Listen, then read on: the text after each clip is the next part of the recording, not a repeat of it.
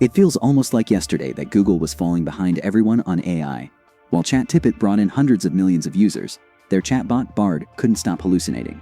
Google Search was telling people to eat rocks, and they even had to roll back their image model after it generated some controversial stuff. To put it mildly, things were not looking good for Google. But fast forward to today, and it's a very different story. OpenAI declaring code red as the AI race intensifies. Shares of Alphabet hitting all-time highs today, fueled by its launch of the new AI model, Gemini 3, an agreement with help establish Google's chips as a rival to the industry's best-selling AI accelerator made by Nvidia. In November 2025, Google released Gemini 3, its most powerful language model yet, and it was so much better than GPT-5 that in response, OpenAI declared a code red. That's what's been making most of the headlines lately. But here's the thing, Gemini 3 isn't just challenging OpenAI. Google has now stepped into direct competition with Nvidia, Oracle, Microsoft, Meta, AMD, basically every major AI player you can think of. And they're doing it in a way that no other company realistically can. The deeper I dig into this, the clearer it becomes that no matter how the AI race unfolds, Google seems positioned to come out on top. But to understand how that's possible, you have to rewind to a time when Google's AI strategy was an absolute mess. Ironically, that period wasn't very long ago. Let's rewind to 2020, before the current AI explosion. Back then, Google was dealing with one of the most consequential legal battles in its history. The US government accused the company of illegally dominating the search advertising market, and a jury actually ruled against them. For a while, it even seemed possible that Google would be forced to split off Chrome and Android into separate companies, but that scenario never became reality. Here's why. When the case first started, there was no real alternative threatening Google's grip on search. Their monopoly looked unshakable. Then, in November 2022, OpenAI quietly released ChatGPT as a limited experiment. We all know what happened after that. Within just 2 months, ChatGPT hit 100 million users, and suddenly the entire tech industry was scrambling to reorient itself around artificial intelligence. At the time, most people saw this as a direct and serious danger to Google. After all, the company's core money machine was, and still is, search advertising. It generates well over $100 billion every single year, and when you compared a traditional Google search to ChatGPT, the chatbot often felt superior. The answers were more detailed, more tailored, and far more conversational. Instead of guessing the right keywords, you could just ask questions naturally, which made the whole experience feel easier and smarter. Naturally, this put Google in an uncomfortable position. If they launched a powerful AI product, it could undermine search and cannibalize their biggest revenue stream. But if they didn't, they risked being left behind entirely. AI clearly represented the future of technology, and Google simply couldn't afford to sit it out. So by 2024, when the judge overseeing Google's case had to decide on a remedy, AI had already reshaped what search even meant. In the end, the judge chose not to break the company apart. And when you think about it, the logic makes sense. Yes, Google had been found guilty of monopolizing search, but that entire model was suddenly facing real competition, and Google was clearly being forced to respond. The reality is, they had been trying to respond. It just wasn't pretty. Not long after ChatGPT launched, Google rolled out its own chatbot, Bard, but during a public demo, it confidently got a basic fact wrong in front of the whole world, wiping out more than $100 billion of Google's market value in a single day. About a year later, Bard was rebranded as Gemini, this time bundled with an image generation model. For reasons no one could quite explain, it kept insisting on making everyone, even historical figures, racially diverse. Then Google added AI overviews to search, and things somehow got worse. The system told users to eat rocks, put glue on pizza, and even suggested that smoking during pregnancy was totally fine. This was bad.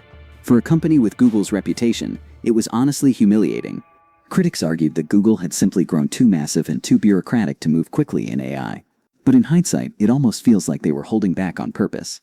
Ever since the court case wrapped up, Google has been shipping AI products at full speed. From Veo 3 to Nano Banana, their video and image generation tools are now, without question, the best on the market.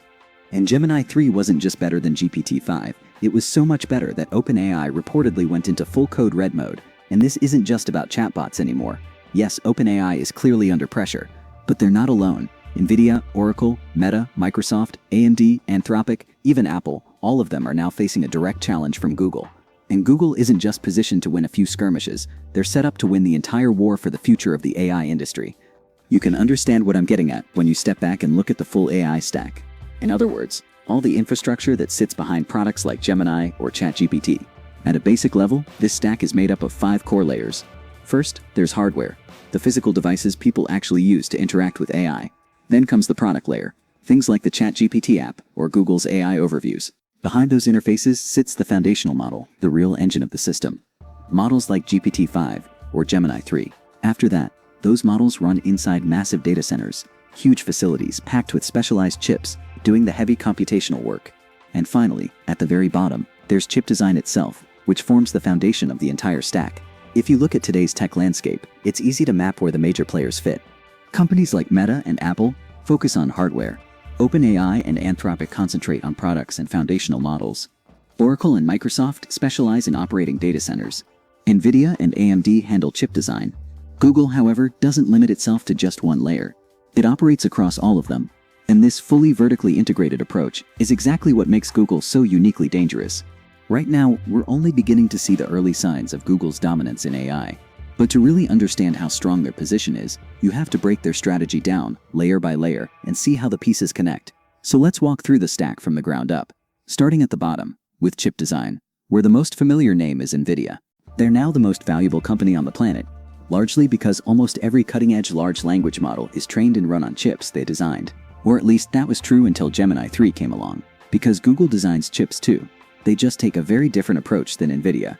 To start with, Nvidia's core products are GPUs, or graphics processing units. Google, on the other hand, builds TPUs, where the T stands for tensor. Without diving too deep into the technical details, both GPUs and TPUs are simply computer chips. At their core, all they really do is math. The key difference is that GPUs are excellent at handling many different types of math, while TPUs are purpose-built to handle tensor math specifically, the kind of math that AI models rely on. What made Gemini 3 such a breakthrough wasn't just that it outperformed every other model at the time, but that it was trained entirely on Google's own TPUs. Gemini 3 demonstrated that Nvidia is no longer the only company capable of producing state-of-the-art AI chips, and that's a huge problem for them. Google's TPUs are at least competitive with Nvidia's hardware, and on top of that, Google has already announced plans to double TPU production by 2028. But for Nvidia, the situation gets even more concerning. Until very recently, Google only built TPUs for its own use, primarily renting them out through Google Cloud. Now they're going a step further by selling those chips directly, putting them in direct competition with Nvidia. Google just finalized a deal to sell 1 million TPUs to Anthropic. There are also rumors that Meta and even OpenAI could be next. Those companies happen to be some of Nvidia's largest customers. Google is actively dismantling Nvidia's dominance in AI chips, which explains why their stock prices have been moving in opposite directions. And even at this stage, this is already an incredibly strong position for Google to be in.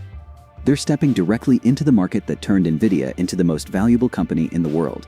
But keep in mind, this is only the first layer of the AI stack. So let's keep moving and see how the rest fits together. The second layer is data centers.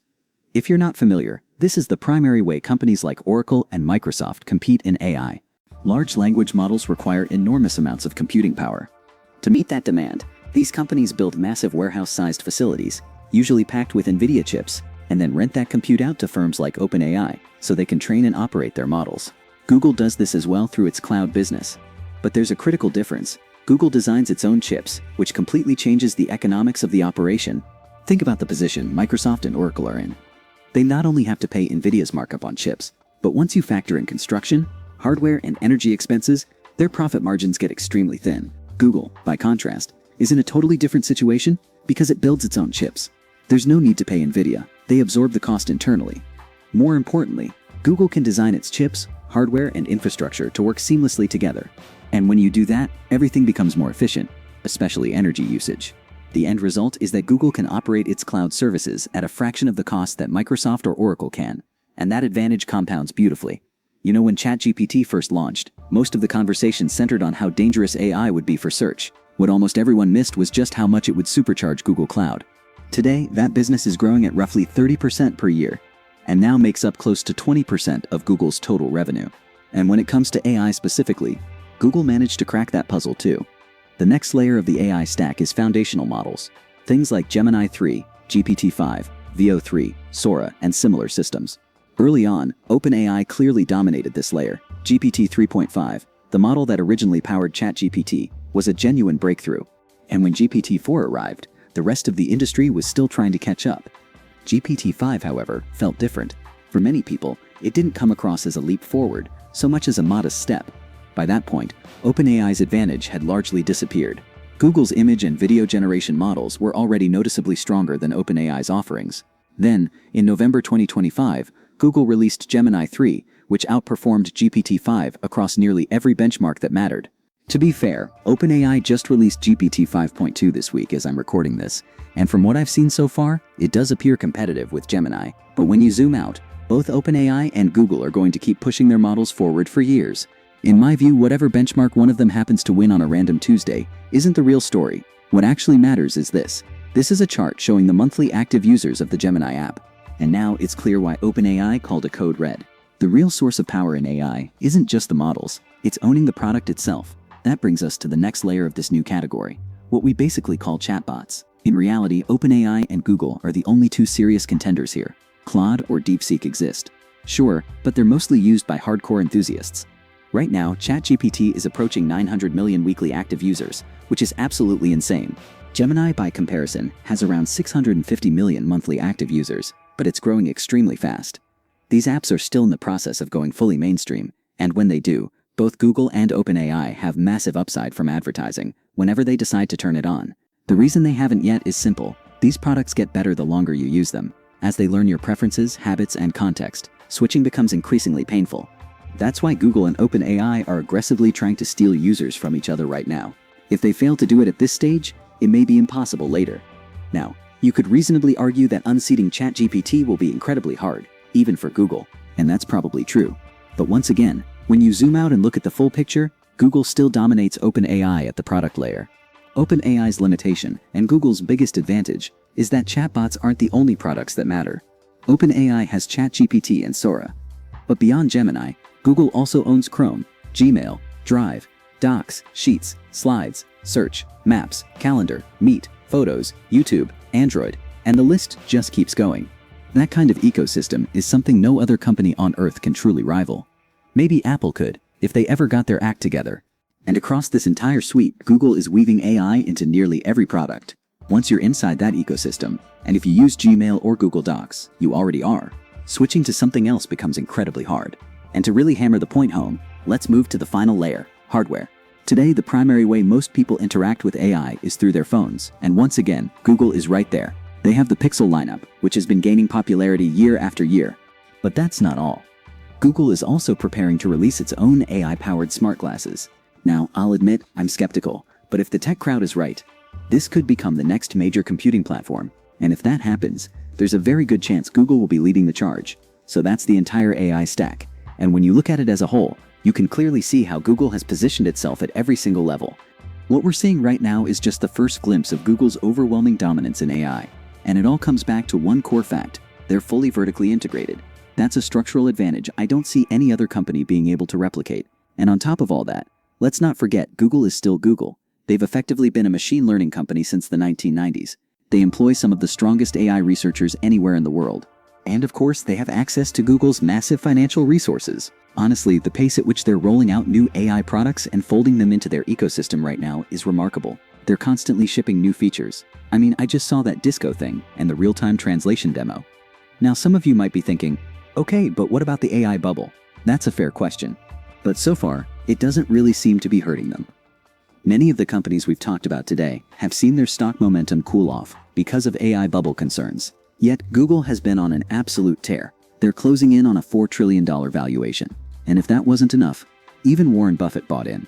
At the end of the day, if AI really is going to reshape the world the way everyone claims, it's hard to argue that there's a better bet in this race than Google, assuming there was ever a real race to begin with. So what do you think? Is there any AI company that can actually compete with Google on this level? Let me know in the comments, and I'll see you in the next one.